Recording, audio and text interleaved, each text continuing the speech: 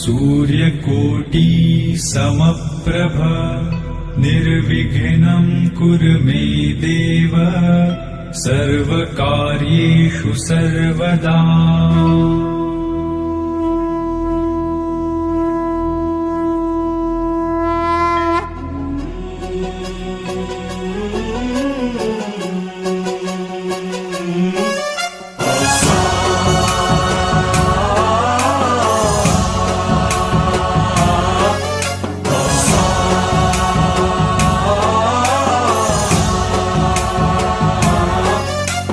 गणनायकाय गणदैवताय गणाध्यक्षाय धीमहि गुणशरीराय गुणमण्डिताय गुणेशानाय धीमहि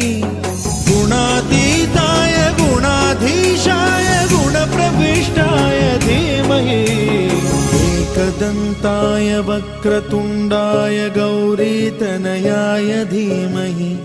गजेशानाय भालचन्द्राय श्रीगणेशाय धीमहि एकदन्ताय वक्रतुण्डाय गौरीतनयाय धीमहि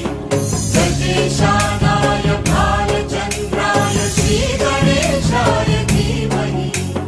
गानचतुराय गानप्राणाय गानान्तरात्मने